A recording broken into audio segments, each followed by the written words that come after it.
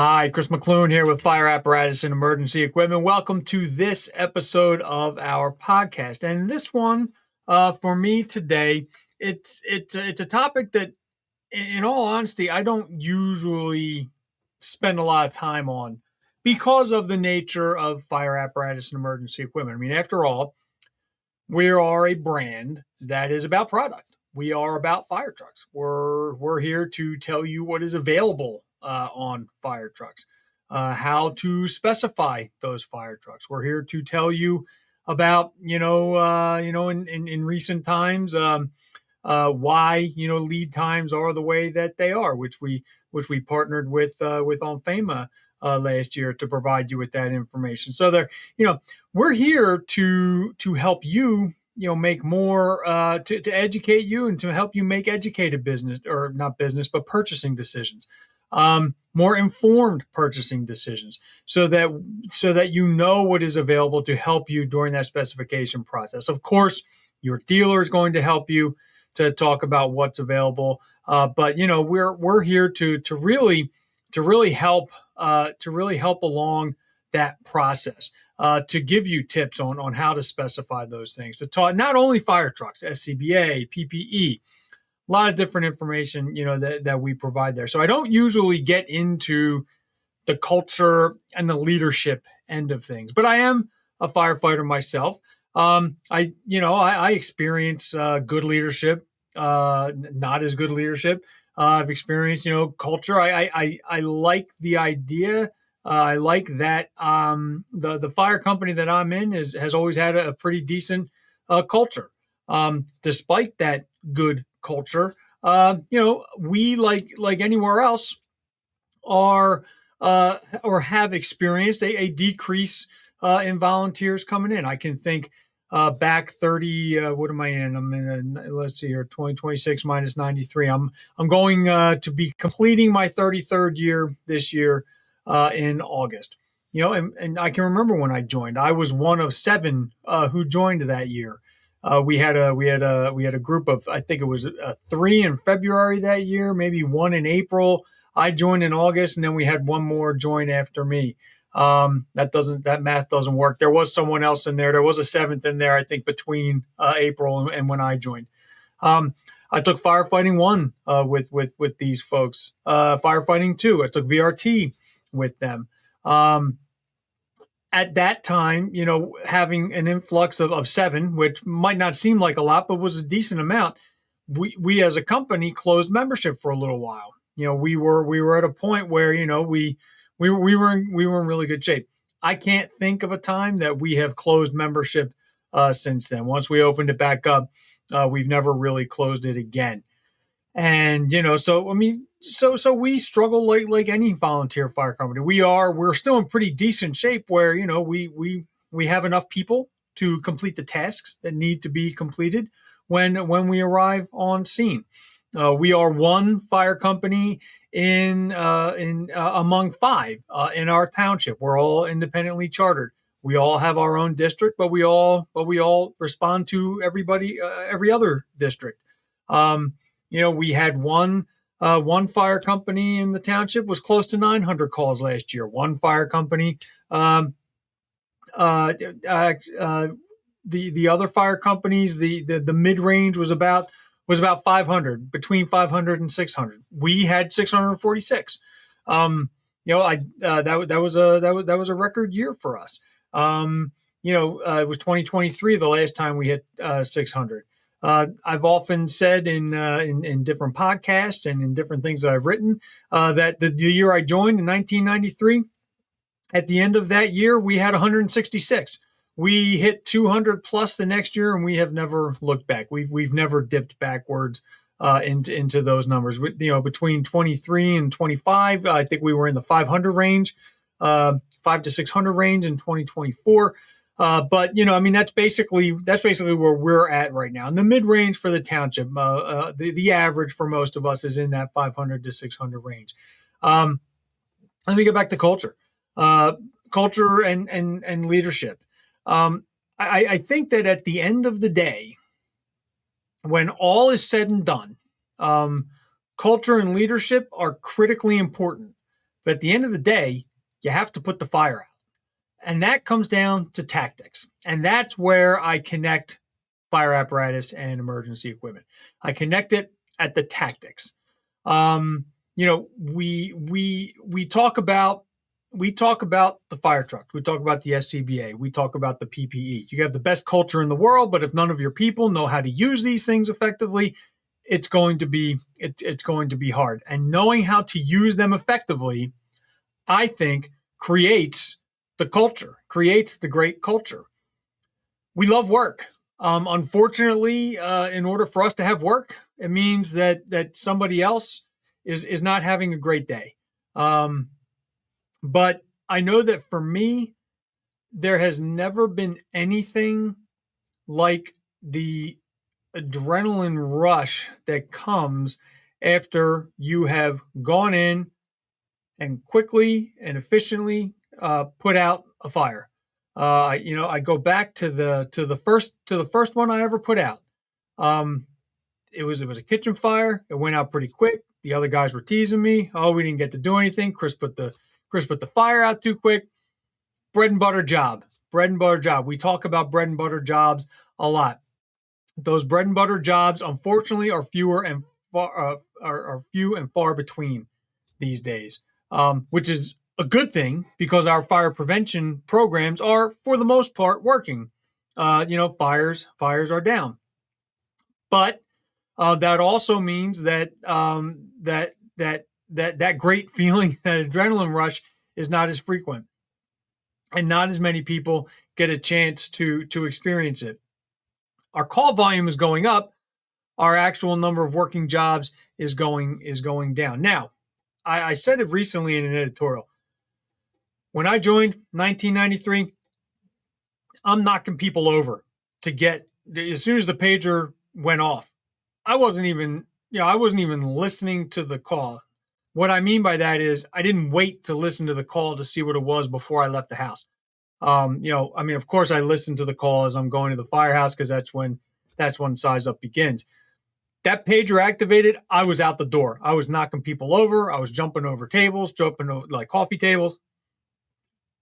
That's what I was doing. I could not get enough of it. And in a way, 166 that first year, 200 plus that second year.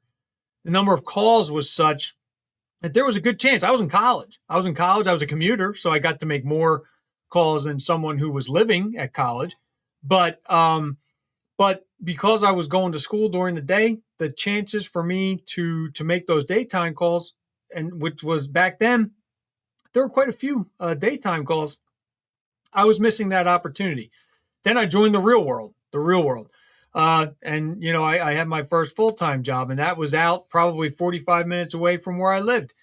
I wasn't making daytime calls there either. And if the call went out on my way home, we were let out at 4:45 to 5. It was probably, during rush hour, almost an hour to get home. Some of those calls, were happening then. Couldn't make them. So there were, now with 646 calls, there are plenty of opportunities for me to make those calls. And I'm still I remain in the top 20 today. That will eventually fall off, but I do remain in the top 20 today as luck would have it.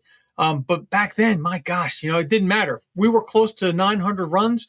It wouldn't have mattered to me. I wanted to make every one of them. I absolutely positively wanted to make every one of them. As time goes on, priorities change a little bit, at least for me as a volunteer. My family came first, obviously. And there were calls that I just couldn't make because of family obligations. Sometimes, obviously, you do sacrifice family obligations at times.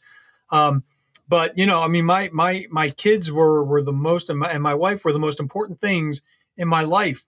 Once we started to have the kids. So, there were fewer opportunities.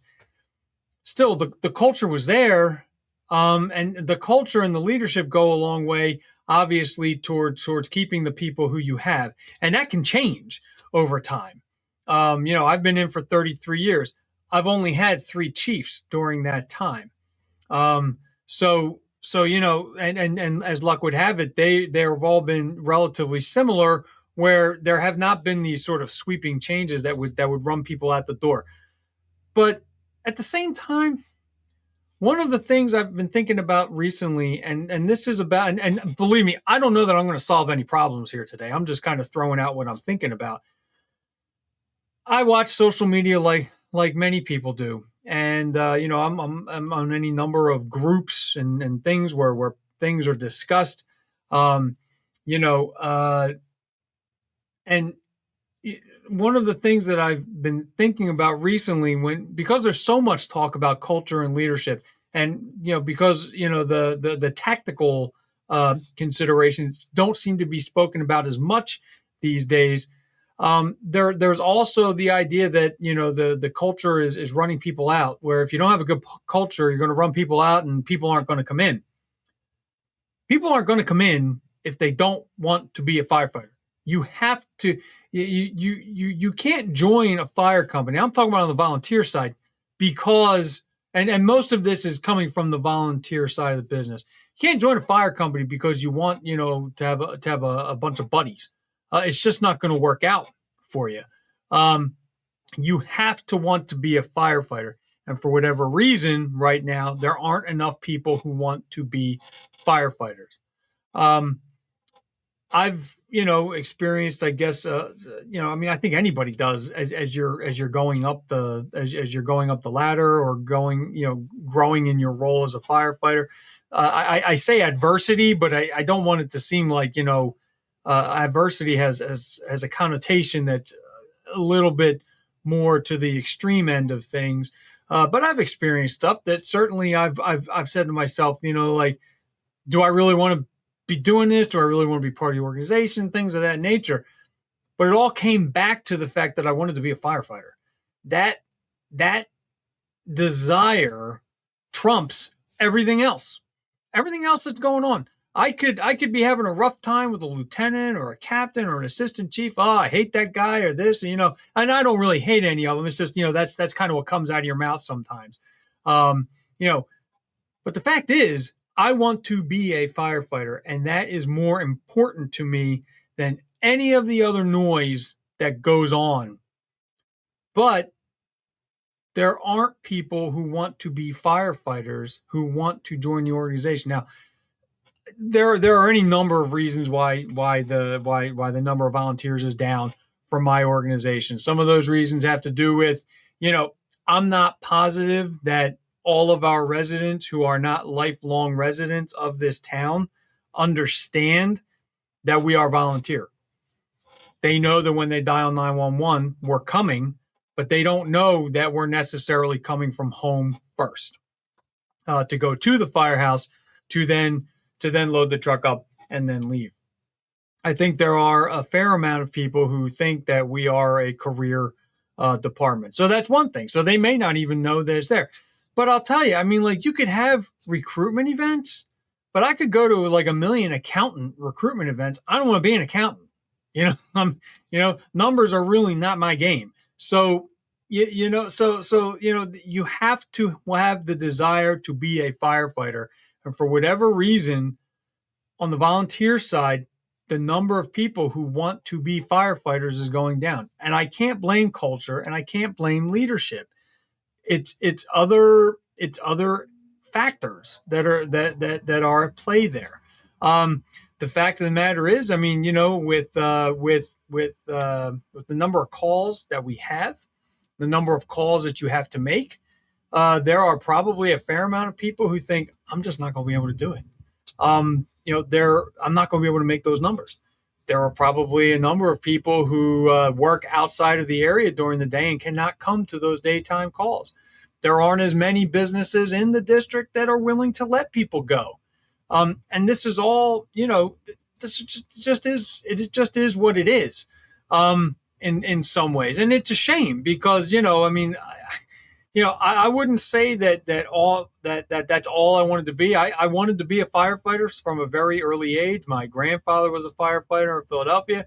My godfather was a firefighter in Philadelphia. So I had that, influence on me very early on. I am young enough, let's say, to remember, I guess you could say old enough to remember, when emergency was a very popular. Where am I? There you go. There's my emergency helmet from when I was a kid. Um, John Gage, really, really was my hero. And what's funny with that is that as I've grown as a firefighter, I've come to appreciate Roy DeSoto a bit more and his veteran leadership between him and John Gage. When I was a kid, John Gage was who I wanted to be. But again, that's just something that was in. And to be honest with you, I forgot for a little while. I was 19 when I joined the fire company. And 19? Yes, I was 19. Sorry. I was still 19. I turned 20 very, very quickly thereafter. But I was 19. At that time, we didn't have a junior program, so I could have joined when I was 18. But it wasn't until a buddy of mine from high school was volunteering at his company in Bucks County, Pennsylvania. And we got together for something, and he gave me a tour of the firehouse, and I was like, man, I wanted to do this at one time, and I guess I thought it was out of my reach. And he goes, no, man, you should join. You should go. Just go down and join. So that's what I did, and I haven't looked back. It really just that one single tour of his firehouse really just got that fire burning again. But again, I want to be a firefighter, and that desire transcends everything else that's going on in the fire company. Any kind of turmoil, and I don't even want to say that because I can't remember a time in mind that there was turmoil. Now I say that, and there are probably people, if they're watching this, who are saying, "Well, must be nice, to not have that." And I do count myself as lucky. I don't think there's one company in my township that I've ever really thought, the culture was really awful. It's just the circumstances in which we live. There just isn't as much desire to be a firefighter. Why does that desire not exist? I'm not sure. If the desire is there, why aren't they joining? I'm not sure about that either. Let me get back though to, and so that's where I'm saying it's not leadership or culture. That's the issue there. You could have both of those things in an abundance, but if people just in the area just don't really find that it's something that they want to do, you're not going to convince them of otherwise. Sometimes you get somebody to give it a shot and they really love it. I have one person in my mind who I know this was not really on their radar, but once they joined, they loved it. So that was a lucky break. I can only think of one person over the years that we've convinced to join who has said, you know what, this was a great idea. I'm going to keep doing it. I have seen poor leadership drive people out. There are 3 people I have in my mind. We were just talking about it the other day, that there was a specific person who just they did not jive, and so they went out. So, but what I'm trying to say though is once you're there, the leadership and the culture are critically important, but it's the tactics that are going to give you that adrenaline. It's the tactics, knowing how to use the fire truck, knowing how to use the SCBA properly or PPE properly, knowing how to use the tools, knowing how to force entry, all of those things. When you walk away from something and you think, man, that was a job well done, that's it. That's it right there. That desire to do the job once you are in there. That is what creates the great culture and that camaraderie, and just coming together as a team, implementing tactics, and having a successful conclusion. I think that is really, really what it is. At the end of the day, you got to put the fire out, and when you put the fire out and you do it quickly and efficiently, and everybody is happy after that. I've never met anybody who's come back from going to a fire saying, "Boy, that sucked." No, it's always it's an adrenaline like you've never experienced before. So again, I don't usually touch on these things, but I've seen it. I'm not going to say recently because it's been many years that people have been talking about culture and leadership constantly. But at the end of the day, you got to put the fire out. And if you don't do it well, and you're burning houses in the parking lots all the time, then you're going to lose, because you're not going to feel good at the end of the day. It's that practice, it's that training. We have to, replicate it as well as we can these days, because the number of fires is down. Again, I'm not solving any problems here. I really cannot point towards something that says this is why people do not want to become firefighters. But you really do have to have that desire. You can have the best recruitment program in the world. You could have flyers. You could be setting up tents at every single community event. You could be talking to a lot of people. If they don't want to be a firefighter, I mean, this is a dangerous job. And at least on my end, I'm doing it for free. On most of the fire service in the United States of America, it's being done for free. There are just fewer people who want to do that. And it's not just that they don't want to do it for free. There's just that desire to be a firefighter. I'm not sure how you bring that back. I'm really not.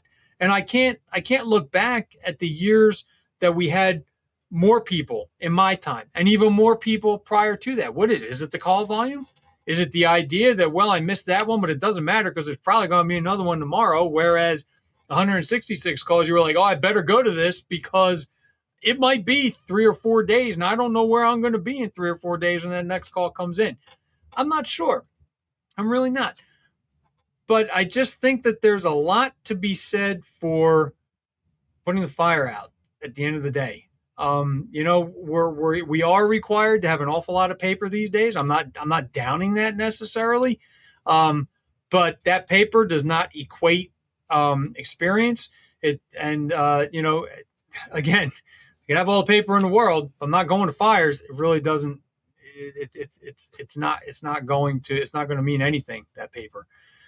So I'm not sure. I bounced around a bit here today, and again, these are just things that I've been thinking about recently, and it really does. I think there's a lot to be said for, we need to put the fire out. I think when we put the fire out, everything else really does come into play.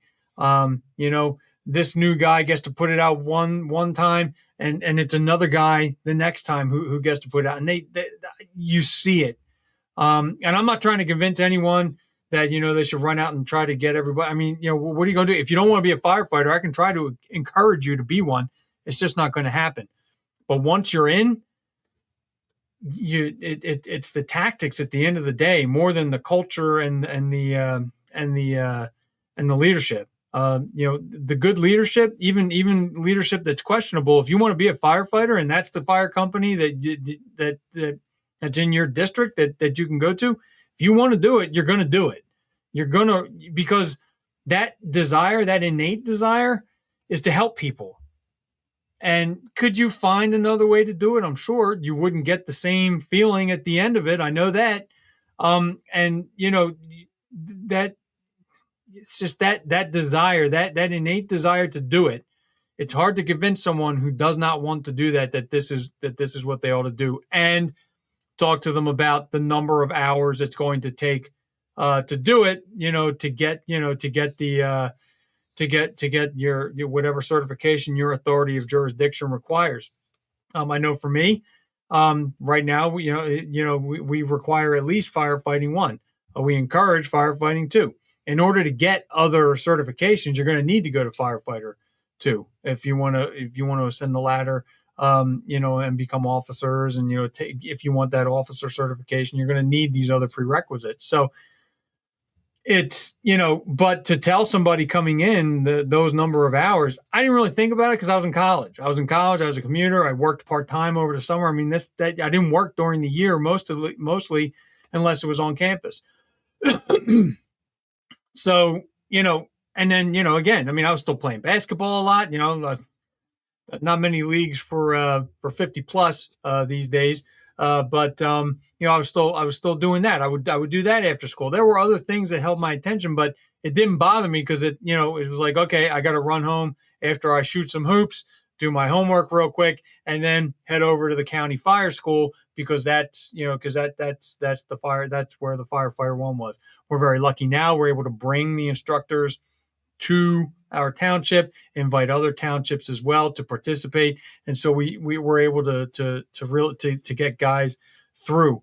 But again, I've just been thinking about it a lot recently, and it did occur to me the other day that you have to want to be a firefighter, and for whatever reason, especially on the volunteer side in particular, is what I'm thinking.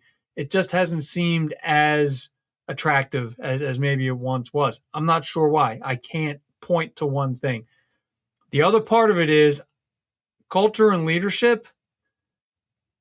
If you've got the tactics down, you're going to appreciate your leadership. And I think the culture follows when you've got your craft down, when you've got that firefighting down, when you train, when you know what you're doing, when you know how to use the trucks, when you know how to use the SCBA, when you know how to operate a hose line. And I know that sounds silly to say I know how to operate a hose line. There is an art to operating a hose line and effectively extinguishing a fire. We all know that.